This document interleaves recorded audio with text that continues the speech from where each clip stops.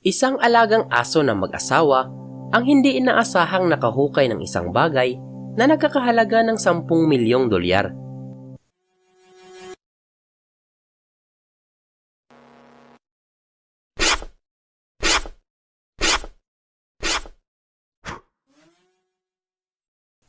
Mas natutuwa ang mga aso ngayon kaysa sa dati. Naghahabulan sila at nag-uunahan sa mga puno hanggang sila ay hindi na makita. Nang sa wakas ay naabutan sila, nakita nila na ang kanilang labrador ay naghuhukay ng maigi. Ngunit habang papalapit siya, nakita niya ito, isang bagay na kinakalawang na nakadikit sa putik. Isang karaniwang paglalakad ang sinimula ng isang mag-asawa na hindi nais magpakilala. Sila ay naglalakad palabas sa kakahuyang lugar na kanilang pag-aari, kasama ang pulutong nilang mga aso na karaniwan nilang ginagawa tuwing katapusan ng linggo. Ngunit hindi nila inaasahan na makakahanap sila ng isang bagay na hindi kapanipaniwalang nakatago doon mismo sa likod ng kanilang bakuran, kung saan hindi ito nagalaw sa loob ng isang siglo. Sila ay nakatuklas ng isang bagay na magpapabago sa kanilang buhay. Habang patuloy na naghuhukay ang aso, sinimulan niyang alisan ng takip ang misteryo. Ang isang luma at kalawangin na lata ang nagsimulang lumabas mula sa lupa at napansin ito ng mag-asawa.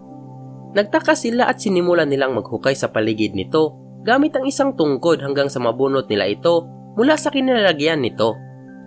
Ito ay mabigat at may maayos na takip na mukhang luma at kalawangin. Tila maingat nitong pinoprotektahan kung anuman ang nasa loob nito. Pero bakit? Sinubukan ng lalaki na buksan gamit ang kanyang sariling lakas, ngunit mahigpit ang pagkakasara dito. Hinawakan niya ito malapit sa kanyang tenga at inalog ito ng mabuti. At ang nilalaman ay gumalaw na may bigat patungo sa dulo na tila kumakalansing. Ano kaya ang maaaring nasa loob? Ang ating sikat na mag-asawa ngayon ay kailangang maghintay ng kaunti para malaman ang nilalaman nito.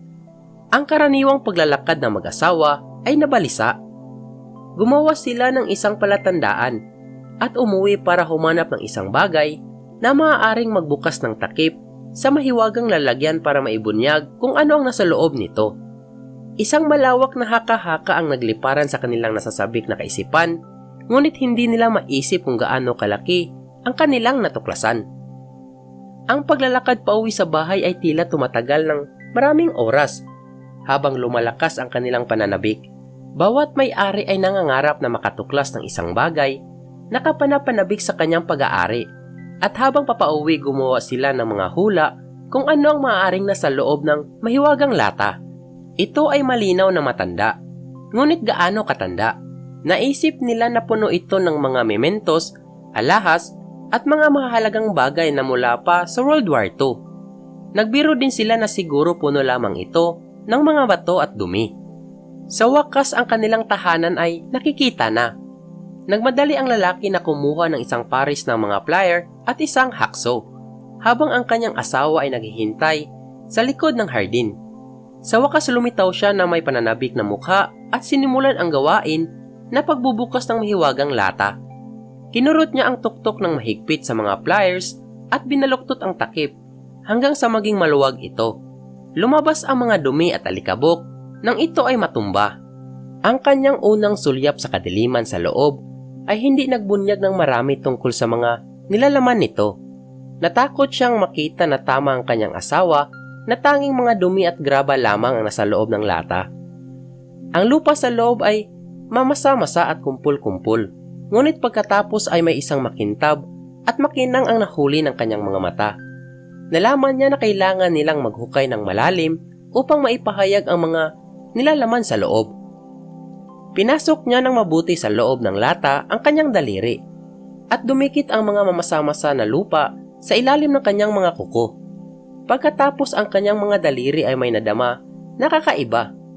Nakadikit mula sa ilalim ng buhangin at graba na nakaimpake sa kalawangin na lata. Isang bagay na malamig at makinis na may mga rib na gilid. Isang bagay na parang metal at agad na lumapit ang kanyang asawa. Hinila niya ito ng maingat at dahan-dahan at tuwang-tuwang hinugot ng kanyang asawa ang isang makintab na barya mula sa mga labi sa ilalim ng lata. Matanda at marumi ito, ngunit kumikinang pa rin. Nagkatinginan ang mag-asawa sa isa't isa, nang labis ang pagkagulat ng mga mata. Bago pa man ibalot ng lalaki ang kanyang kamay sa lata, at sa oras na ito upang hilahin ng isang dakilang mga mahiwagang barya. Maraming barya ang lumitaw, at ang mag-asawa ay humahanga sa pagkamangha. Matapos malumanay na pinunasan ang putik mula sa kanila ng isang manggas, hinawakan nila ang mga ito sa ilaw upang makakuha ng mas mahusay na hitsura. Ang una ay napitsahan noong 1886. Hindi sila makapaniwala. Kinuha ng mag-asawa ang nititirang mga barya sa mesa upang siyasatin, at ang iba pang mga barya sa mahiwagang lata ay ganun din. Lahat-lahat mayroong higit sa 100 na mga lumang barya sa kalawanging lata. Hindi makapaniwala ang mag-asawa sa kanilang swerte, at sa mas paghila nila, lalong tumitindi ang kanilang pagtataka. Hindi nila alam na ang kalawanging lata na iyon ay ang simula lamang ng isang mas malaking misteryo. Ngunit saan nanggaling ang mga barya? At kung magkano ang magiging halaga ng mga lumang barya na ito? Sa sandaling iyon, ang maswerteng mag-asawa ay may isang katanungan lamang sa kanilang isip.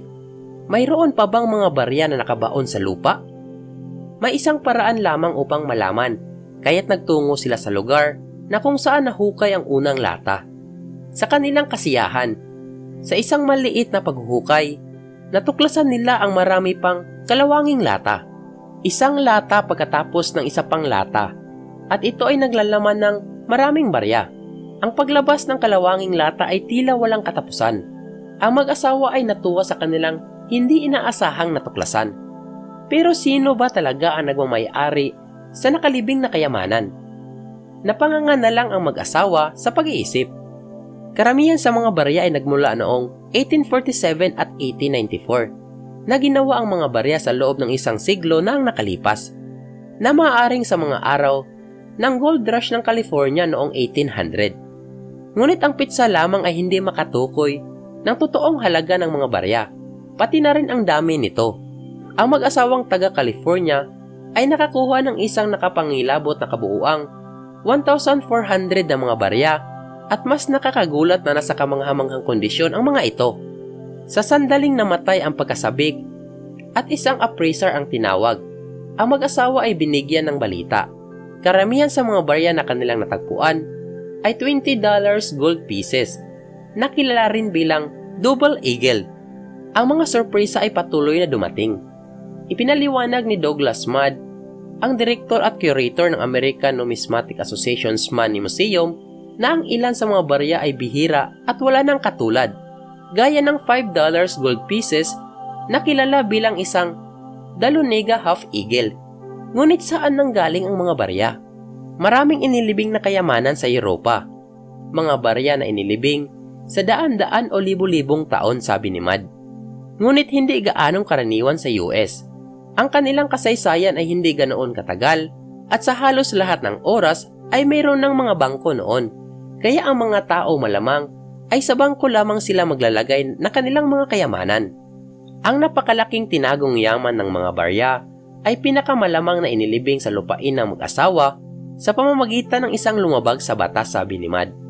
Ang isang aklat na tinatawag na Gold is the Key ay gumawa ng isang link sa pagitan ng mga barya at isang lokal na pagnanakaw sa bangko at pagpatay noong 1859. Ngunit gaano ba kalaki ang kanilang natuklasan?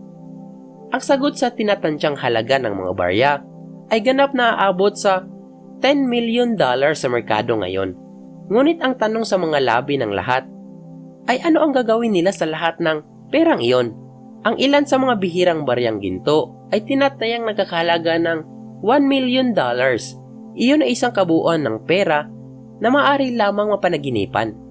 Ngunit ang labis na maswerte at galak na mag-asawa ay nagpasya na gawin ang marangal na bagay at bayaran ang kanilang natitirang utang, at pagkatapos ay binigay ang natitirang mga mahalagang barya sa iba't ibang kawanggawa sa loob ng kanilang komunidad. At ang kanilang natuklasan ay tinaguriang Saddle Ridge Hoard. Kung nagustuhan nyo ang ating kwento, ay huwag kalimutang mag-subscribe para updated kayo kung may bago tayong video.